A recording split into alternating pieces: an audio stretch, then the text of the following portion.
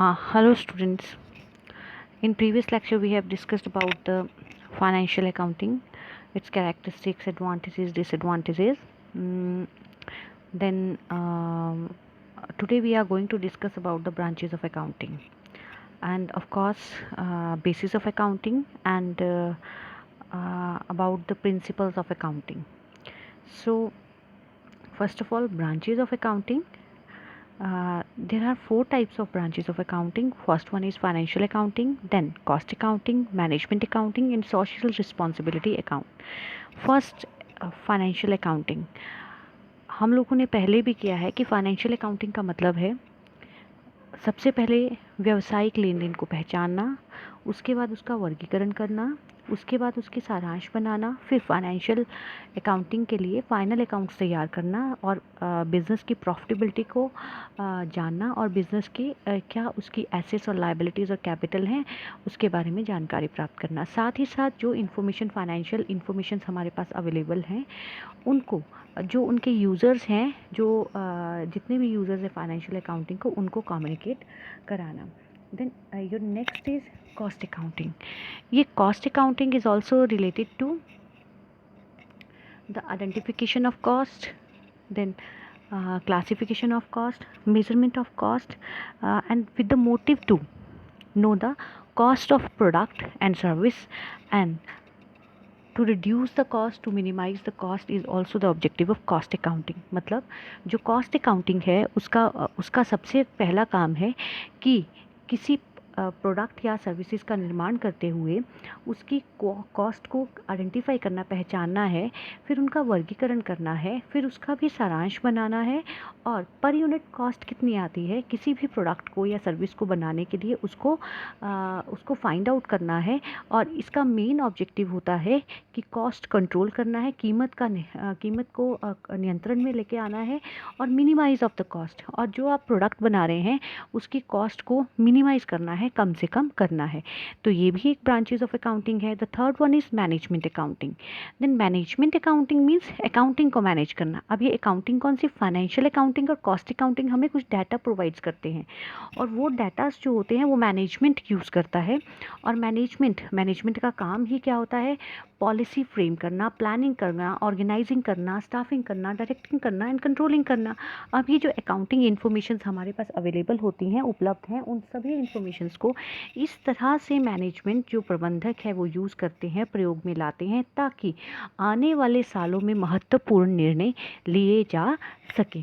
तो ये जो मैनेजमेंट अकाउंटिंग है ये हिस्टोरिकल डाटा को यूज़ करता है और ये जो हिस्टोरिकल डाटास हैं that is provided by financial accounting and cost accounting. Financial accounting means व्यवसायिक लेन देनों को व्यवसाय में रिकॉर्ड करना है। कॉस्ट अकाउंटिंग मतलब प्रोडक्ट या सर्विस की कॉस्ट कितनी आ रही है। और मैनेजमेंट अकाउंटिंग जो ये डाटा फाइनेंशियल और कॉस्ट अकाउंटिंग प्रोवाइड कर रहे हैं उसको मैनेजमेंट के द्वारा यूज़ करना है ताकि भविष्य में महत्वपूर्ण निर्णय बिजनेस में लिए जा सके। The next one is social responsibility accounting. अब this is the very important concept and it's also new concept in accounting कि सोशल रिस्पॉन्सिबिलिटी, कि हमारा बिजनेस भी सोशल रिस्पॉन्सिबिलिटी से, सामाजिक उत्तरदायित्व से अछूता नहीं है। तो यहाँ पे भी सोशल रिस्पॉन्सिबिलिटी अकाउंटिंग मतलब जैसे, और आप लोगों को तो पता ही होगा कि अब कंपनीज़ के लिए अनिवार्य है कि अपनी इनकम का 2% जो है उनको सामाजिक भलाई के लिए प्रयोग में लेके आना है। तो उसका लेखा जोखा करना भी that is social responsibility accounting. तो ये था ब्रांचेज ऑफ अकाउंटिंग जिसमें financial accounting, cost accounting, management accounting और सोशल रिस्पॉन्सिबिलिटी अकाउंटिंग आया। The next one is basis of accounting, कि अकाउंट्स को किस बेस पे तैयार किया जाता है। The first one is there are three basis of accounting: cash basis of accounting, accrual basis of accounting and hybrid basis of accounting. The first one is cash basis of accounting, कि accounting में जो accounts है उसमें वो लेखा जोखा किया जाता है जो कैश में प्रदर्शित किया जा सके। जैसे आपने नॉन प्रॉफिट ऑर्गेनाइजेशन पढ़ा होगा, उसमें रिसिप्ट एंड पेमेंट अकाउंट बनाया होगा। और रिसिप्ट एंड पेमेंट में क्या आता है कि जो आपने कैश रिसीव किया उसको आप क्या रिसिप्ट साइड लिख देते हो और जो कैश पेड किया उसको पेमेंट साइड लिख देते हो। ठीक उसी प्रकार कैश बेसिस ऑफ अकाउंटिंग में क्या करते हो, जो आपने एक्सपेंस को पे किया, जिसमें पैसा गया, उसको आप नोट करते रहोगे और जो आपने इनकम को कमाया, जो आपके पास पैसा आया उसको आप नोट करते रहोगे, बाकी चीज़ों का लेन देन यहाँ पे नहीं रिकॉर्ड किया जाता है। That is cash basis of accounting. Accrual basis of accounting क्या है?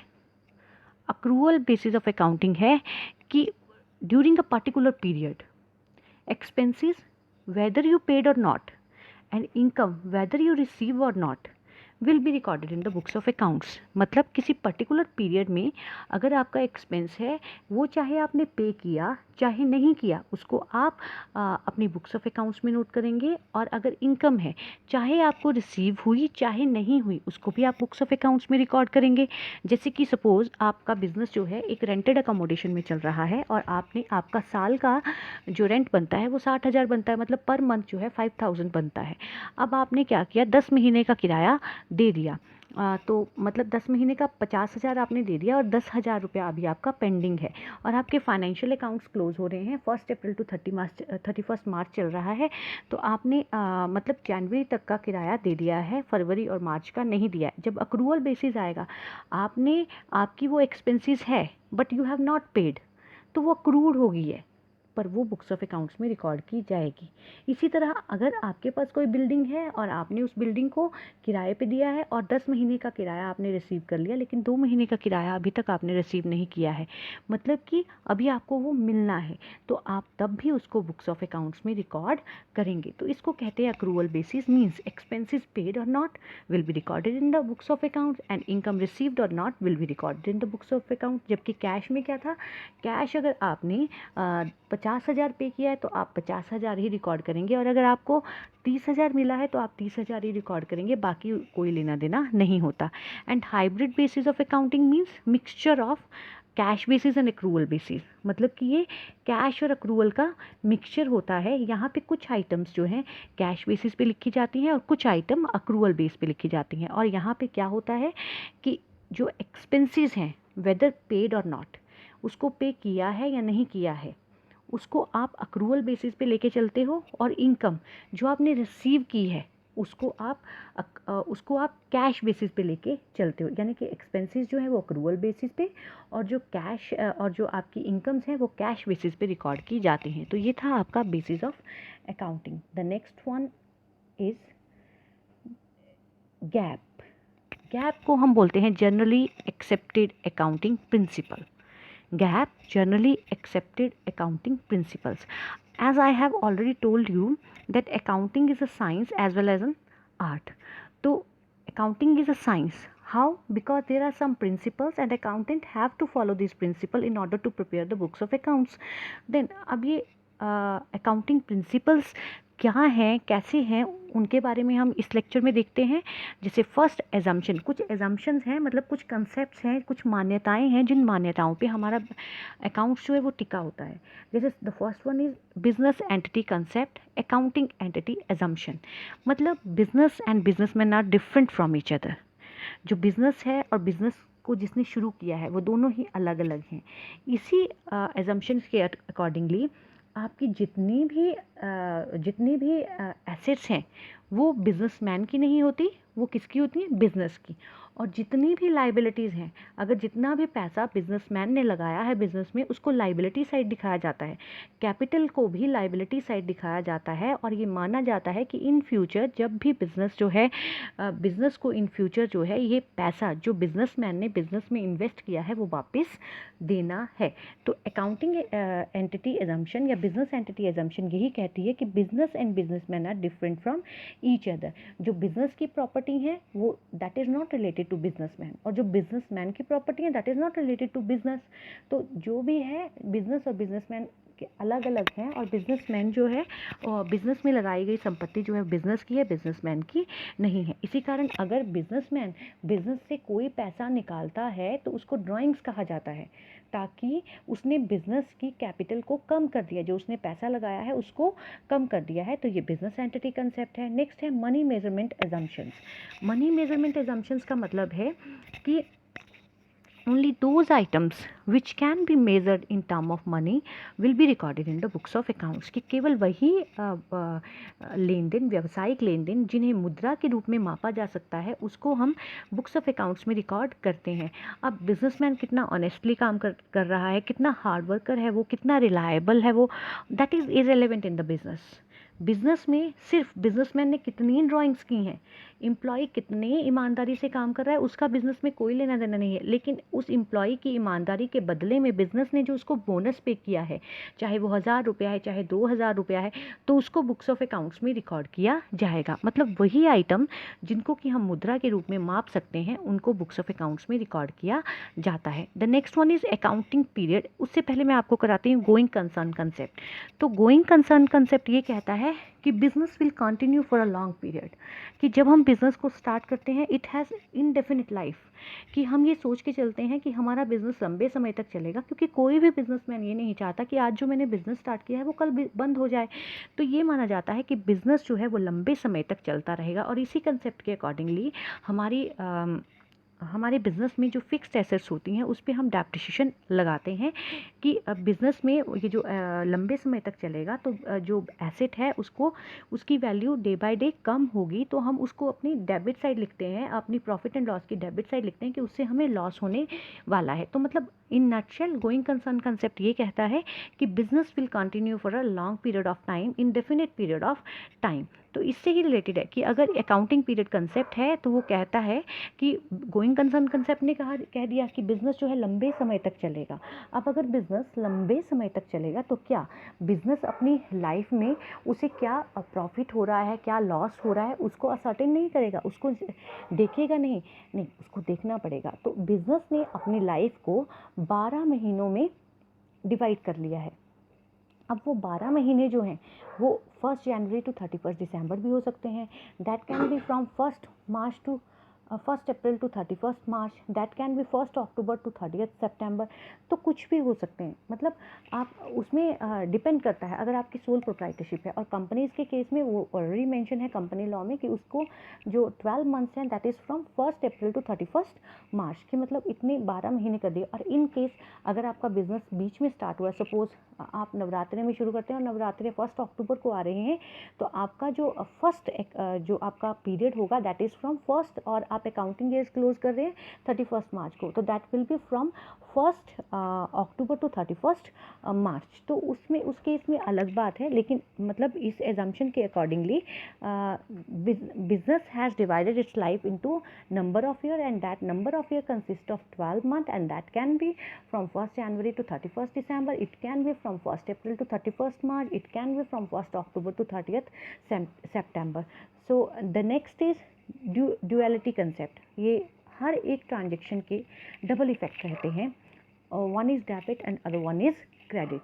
और ड्यूल कंसेप्ट के अकॉर्डिंगली ही अगर सपोज हम बिजनेस में किसी एसेट को खरीदते हैं, प्लांट को खरीदते हैं, अगर हमारे बिजनेस में प्लांट आया है तो डेफिनेटली हमारा कैश गया है। तो दो इफेक्ट हो गए, हमारे बिजनेस में से कैश चला गया, वो कम हो गया, और प्लांट हमारे बिजनेस में आ गया।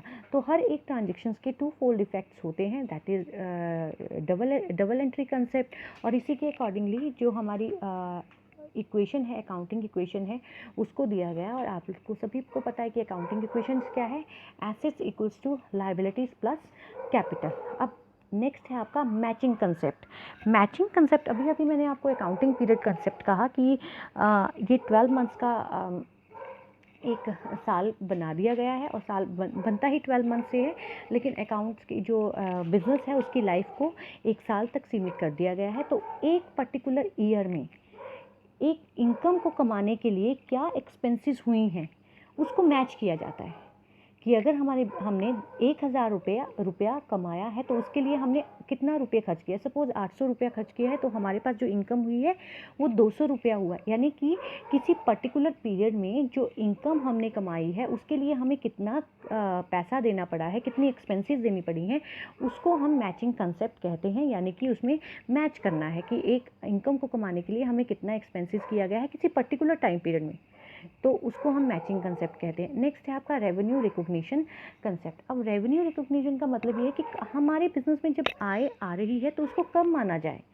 उसका टाइम पीरियड कब होगा, कब उसको देखा जाए। तो इसी कंसेप्ट के अकॉर्डिंगली अगर एक जैसे एग्जांपल है कि अगर आपके बिजनेस में कोई सेल आपको ऑर्डर मिलता है 1 जुलाई को किन्हीं वस्तुओं के लिए अपने कस्टमर से, अब आपने ऑर्डर रिसीव किया 1 जुलाई को, अब आपने वस्तुएं भेज दी 15 अक्टूबर को, और आपको जो पैसे आए दैट इज़ ऑन 30 अक्टूबर। तो क्या जब आपने वस्तुएं अपने कस्टमर से ऑर्डर रिसीव किया उसमें माना जाए कि आपने आय कमा ली है, या जब आपने वस्तुओं को डिस्पैच कर दिया तब माना जाए कि आपने आय कमा ली है, या फिर जब आपको पेमेंट रिसीव हुई है तब माना जाए कि आपने आय कमा ली है। अब 3 सिचुएशंस में यहाँ पे होता है, जब ऑर्डर हुआ तब हमने नहीं माना कि हमने आय कमा ली है, लेकिन जैसे ही as soon as the goods are transfer from your business to the customer then it will be considered कि that we have earn the revenue, हमने रेवेन्यू को अर्न कर लिया है, और चाहे हमें कैश मिला है चाहे हमने नहीं मिला है, तो इसको हम कहते हैं revenue recognition. The next one is historical cost principle. तो हिस्टोरिकल कॉस्ट प्रिंसिपल यही कहता है that is related to fixed assets, की फिक्स्ड एसेट्स को एक्वायर करने के लिए उसकी कॉस्ट क्या है, मतलब कौन सा कॉस्ट है विच become the basis of the accounting, कि मतलब एक एसेट जो है अकाउंटिंग में उसके लिए उसको एक्वायर करने के लिए क्या प्राइस आपने पे किया है, उसकी एक्विजिशन के लिए आपने क्या प्राइस पे किया है, और कौन सी प्राइस जो है विच become the base for the future for the accounting purpose in future. तो इस तरह की जो हिस्टोरिकल कॉस्ट प्रिंसिपल जो है वो रिकॉर्ड किया जाता है। और आपको पता है कि एक बहुत ही इम्पॉर्टेंट एंट्री जो आती है, जैसे कि वो एंट्री है कि purchase machinery for ₹1,00,000। Suppose you have purchased a machinery for ₹1,00,000 and you have paid installation expenses ₹10,000 and you have also paid carriage on machinery that is 500। तो अब 1 लाख रुपया आपने मशीनरी परचेज की, 10,000 रुपये की आपने उस पर कैरेज दिया है, और 500 रुपया आपने वेजेस पे की हैं। तो अब आपकी कॉस्ट कितनी है, क्या 1 लाख है या 1,10,000 है या 1,10,500 है। तो इसमें जब तक मशीनरी को उसकी वर्किंग पोजीशन तक पहुंचाने के लिए जो खर्चे किए जाते हैं वो मशीनरी की कॉस्ट में ऐड कर दिए जाते हैं। डेफिनेटली मशीनरी को पहुंचाने वर्किंग कंडीशन तक लाने के लिए बहुत से खर्चे किए जाएंगे, तो आपके टोटल जो एक्सपेंसेस होंगे 1,00,000 प्लस 10,000 जो आपने कैरेज के लिए पे किया, 500 रुपये जो वेजेस के लिए पे किया, वो सारा ऐड हो जाएगा और आपका टोटल खर्चा होगा 1,10,500। And this 1,10,500 become the base for the future in order to calculate the depreciation of on your asset। और ये 1,10,500 जो है आपका बेस बना देता है जहाँ पे आप डेप्रिसिएशन को चार्ज करेंगे, और आप आप अपनी एसेट्स को उसकी बुक वैल्यू का मतलब होता है कॉस्ट वैल्यू पे हुआ 1,10,500, लेकिन अब आप उस पर at the end of the year आप उस पर डेप्रिसिएशन को माइनस कर देंगे। जितनी भी डेप्रिसिएशन, सपोज उसमें 1,000 रुपया डेप्रिसिएशन लग गया, तो उसको 1,10,500 में से आप 1,000 माइनस कर देंगे, और बाकी rest amount will be shown on the asset side of the balance sheet। Then matching principle wrongly typed in your slide। The next one is objectivity principle। Then objectivity principles means the accounting data should be definite, verifiable and free from personal bias of the accountant। कि जितना भी आपका financial data है वो definite होना चाहिए, बिल्कुल सुनिश्चित होना चाहिए, वो वेरीफाइबल होना चाहिए कि कोई भी उसको वेरीफाई कर ले, और साथ ही साथ जो अकाउंटेंट तैयार कर रहा है उसका व्यक्तिगत उसमें कोई इंटरेस्ट नहीं होना चाहिए, बायसनेस नहीं होनी चाहिए। तो ये ऑब्जेक्टिविटी का प्रिंसिपल है, और ऑब्जेक्टिविटी का प्रिंसिपल ये कहता है कि any transaction which is recorded in the books of account should have a proper document। कि जो भी ट्रांजेक्शन बुक्स ऑफ अकाउंट्स में रिकॉर्ड की जा रही है उसका प्रॉपर डॉक्यूमेंट का होना बहुत ज़रूरी है। अब ये प्रॉपर डॉक्यूमेंट जो है वो कैसे होता है, जो हमारे वाउचर्स होते हैं, जो हमारे बिल्स होते हैं, जो हमारी कैश मेमोज हैं, जो इन्वॉइसेस हैं, वो हमारे सपोर्टिव डॉक्यूमेंट्स हैं, जो हमें ये कहते हैं कि हम किसी ट्रांजेक्शन को गलत नहीं करेंगे, क्योंकि वहाँ पे क्या है, जैसा आपका अमाउंट दिखाया गया है वैसे ही आपको अपने बुक्स ऑफ अकाउंट्स में रिकॉर्ड करना है। तो this is objectivity principle means कि हमारा जो जितना भी फाइनेंशियल डाटा है वो रिलायबल होना चाहिए, वो क्रेडिबल होना चाहिए, वो डेफिनेट होना चाहिए कि आप उसको बिल्कुल अच्छे से प्रेजेंट कर सकें। तो जो हमारे जनरली एक्सेप्टेड अकाउंटिंग प्रिंसिपल्स थे, तो हमने अभी किया accounting entity concept, money measurement concept, accounting period concept, going concern concept, duality concept, matching concept, historical cost principle and objectivity principle. The next is your convention of accounting कि इस कुछ conventions भी हैं जो हमारे अकाउंट्स में deal करती हैं, जैसे कन्वेंशन ऑफ फुल डिस्क्लोजर। तो कन्वेंशन ऑफ फुल डिस्क्लोजर कहता है पूर्ण प्रकटीकरण का सिद्धांत कि each and every item will be shown in the books of account, each and every relevant item will be shown in the books of account, कि जो हमारे बुक्स ऑफ अकाउंट्स को ट्रांजेक्शन्स प्रभावित करती हैं उन ट्रांजेक्शन्स को बुक्स ऑफ अकाउंट्स में दिखाना ज़रूरी होता है। इसी तरह इसी के अकॉर्डिंगली कुछ कंटीजेंट लाइबिलिटी हैं। कंटीजेंट लाइबिलिटीज़ क्या होती हैं? जो लाइबिलिटी हो भी सकती हैं और नहीं भी हो सकती। जैसे कि फ्यूचर में मान लो कंटीजेंट लाइबिलिटी मतलब किसी कस्टमर है, कस्टमर से हमने सामान लिया, सप्लायर से हमने सामान लिया और सामान लेने के बाद जैसा हमने ऑर्डर किया था वैसे उसने हमें गुड्स नहीं दी।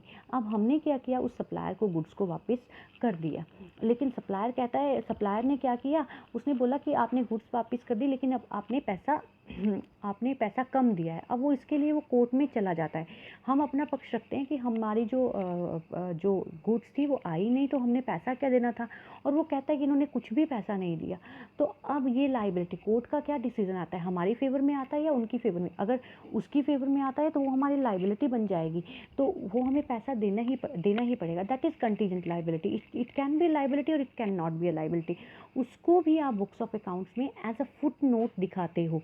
Contingent liabilities are always shown in the foot notes, कि फुट नोट्स में आप दिखाते हो और बताते हो कि किस तरह, मतलब पूर्ण प्रकटीकरण हर एक। इसी के तहत जो है, आपने कभी ट्रेड डिस्काउंट की ट्रांजेक्शन की होगी और ट्रेड डिस्काउंट को आपने हमेशा पढ़ा होगा कि trade discount is not shown in the books of accounts. लेकिन साथ साथ ये भी कहा जाता है कि जब नरेशन लिखनी है तो उसमें ट्रेड डिस्काउंट को कैलकुलेट करके आपने ज़रूर बताना है, क्योंकि वो हमें प्रॉपरली बताता है।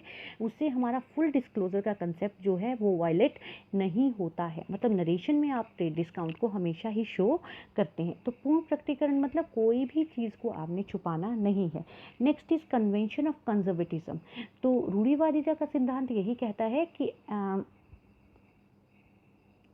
आने वाले समय में जो संभावित लाभ हैं उनकी तरफ आप ध्यान नहीं देंगे, लेकिन संभावित हानियों को आप ध्यान में रखेंगे। और इन्हीं संभावित हानियों को ध्यान में रखते हुए आप क्या करते हो, आप प्रोविजंस क्रिएट करते हो, बिजनेस में रिजर्व्स क्रिएट करते हो। जैसे आपने पढ़ा ही होगा, प्रोविजंस फॉर डाउटफुल डेट्स, कि आपने उधार में माल बेच दिया, आपके डेटर्स क्रिएट हो गए हैं। अब वो डेटर्स हमें पैसा देंगे या नहीं देंगे, तो हम पहले ही प्रोविज़न बना के रखते हैं कि शायद वो हमें पैसा ना दें, तो हम अपने बिज़नेस के प्रॉफिट से थोड़ा प्रोविज़न क्रिएट कर देंगे कि हमारे बिज़नेस को फिर उससे कोई फ़र्क नहीं पड़ेगा। Provision for depreciation, reserve for depreciation. तो ये कंजर्व करना मतलब संरक्षित करना का मतलब है कि थोड़ा थोड़ा पैसा हम अपने बिजनेस से निकालते चलते हैं, प्रोविजंस बनाते चलते हैं, ताकि हमारा कन्वेंशन ऑफ कंजर्वेटिज्म जो है उसका कंसेप्ट वायलेट ना हो। नेक्स्ट है आपका कन्वेंशन ऑफ कंसिस्टेंसी। कंसिस्टेंसी का मतलब है एक ही तरह निरंतर चलते रहना, मतलब एक ही तरह के रूल्स, एक ही तरह के मेथड्स जो हैं आप फॉलो करेंगे। तो इसी के अकॉर्डिंगली अगर डेप्रिसिएशन के जैसे 8 मेथड्स हैं, अगर आपने स्ट्रेट लाइन मेथड यूज़ किया तो आप हर साल उसको ही यूज़ करेंगे, ताकि आपके जो अकाउंट्स है वो कंपेरेबल बन सकें, जो कंपैरिजन है आप उसको कर सको। तो कन्वेंशन ऑफ कंजर्वेटिज्म में हमने पूर्ण प्रकटीकरण का सिद्धांत, कन्वेंशन ऑफ कंजर्वेटिज्म, रूढ़िवादिता का सिद्धांत एंड कन्वेंशन ऑफ कंसिस्टेंसी हमने किया। तो जनरली एक्सेप्टेड अकाउंटिंग प्रिंसिपल्स में ये कुछ कन्वेंशन थे, कुछ कंसेप्ट थे, कुछ प्रिंसिपल्स थे, वो मैंने आपको आज बताए हैं।